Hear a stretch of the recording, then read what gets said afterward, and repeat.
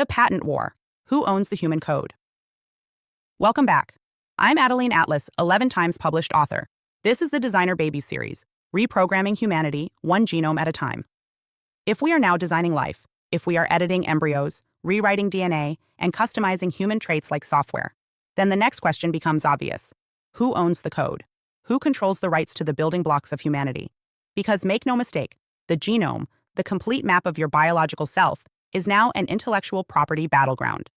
This isn't about science anymore. It's about power. It's about patents.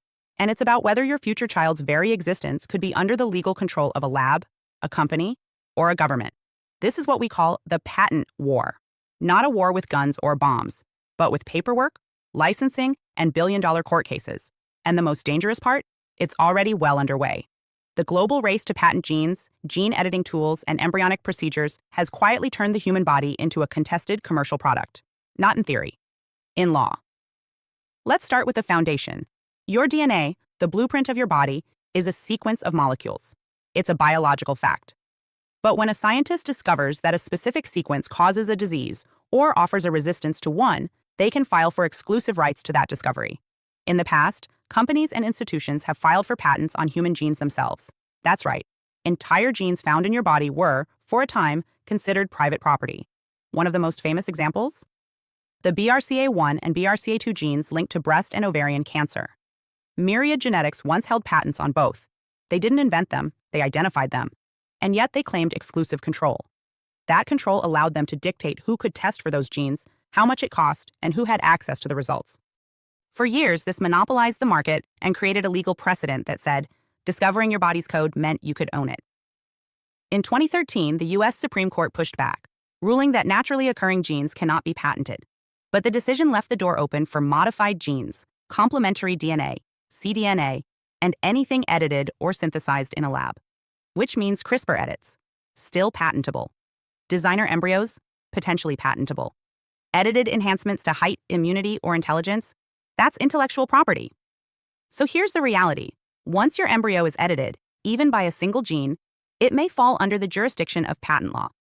The child becomes a living carrier of someone else's property claim. And while they aren't owned, the method used to create them is. This means parents could be locked into licensing agreements, clinics could charge premiums, and biotech corporations could enforce restrictions on what can and cannot be done with certain edits. If that sounds dystopian, it's because it is. It turns procreation into a commercial pipeline. It means your child's immune system, muscle composition, or memory potential may not just be a gift of nature, but a licensed feature subject to royalties, trademarks, and corporate control. This is already being set up. The biggest patent battle of our time has been between the Broad Institute, affiliated with MIT and Harvard, and the University of California, Berkeley. Both claim to have invented the most valuable gene editing tool of all time, CRISPR-Cas9. The lawsuits have gone on for years. Billions are at stake. Why? Because whoever wins controls the gateway to the future of biology. CRISPR isn't just a tool, it's a platform.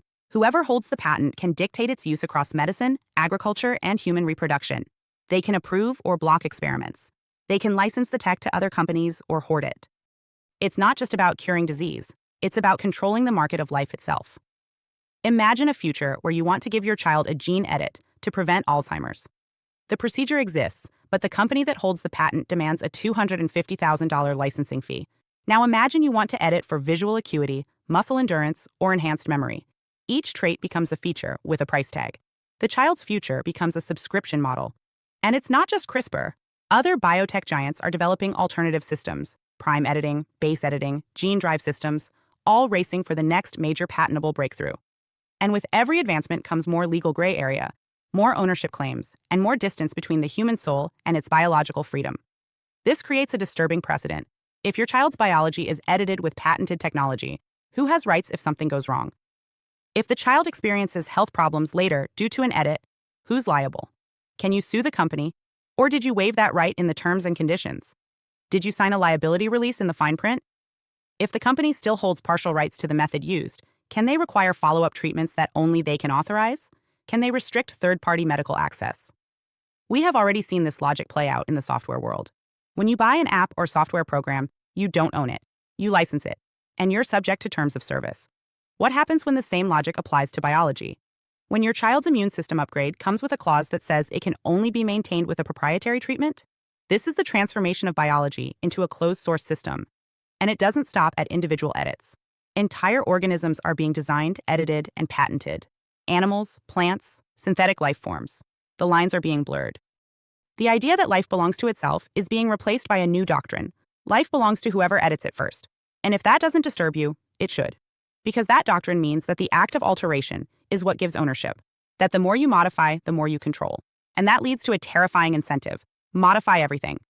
Don't just edit embryos for health. Edit them for branding, for biometric access, for compatibility with smart systems, for biometric registration. Every added feature becomes a legal and commercial hook. A way to insert a product into a person. Let's take it further. If a company edits an embryo and retains licensing rights, can they track that individual for life?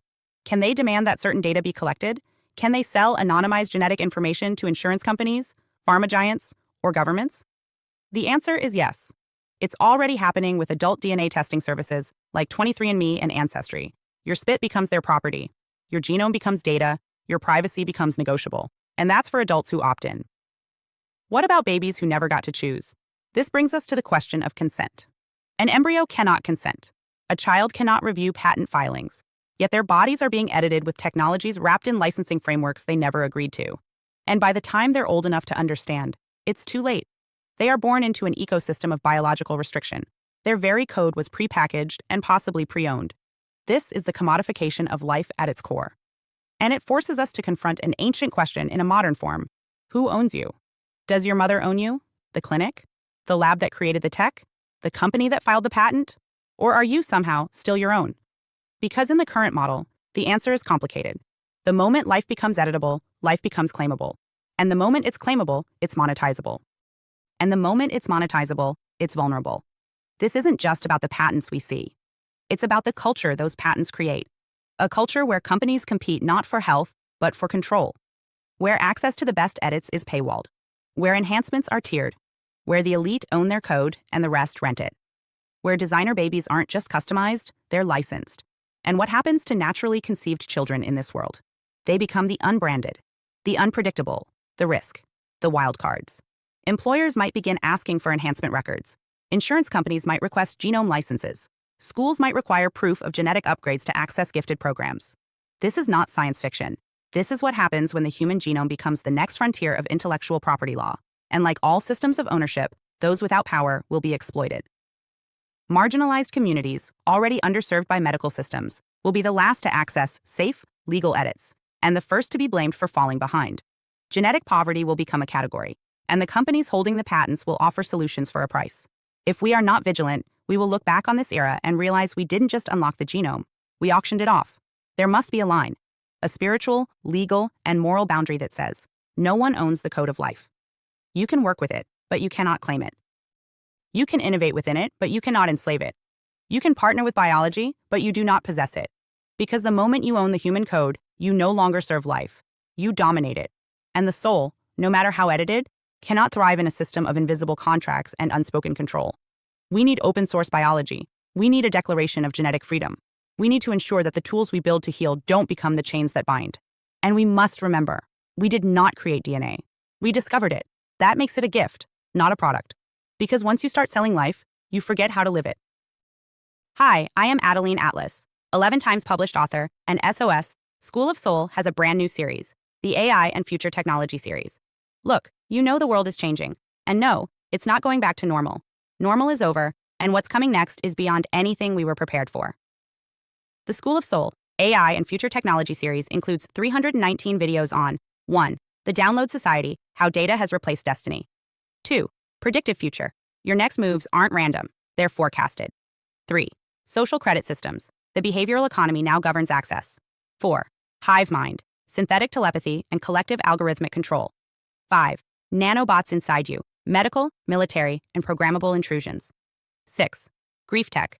AI-fueled digital resurrection and simulated comfort. 7. Uploading your mind, consciousness transfer, and data-based identity. 8.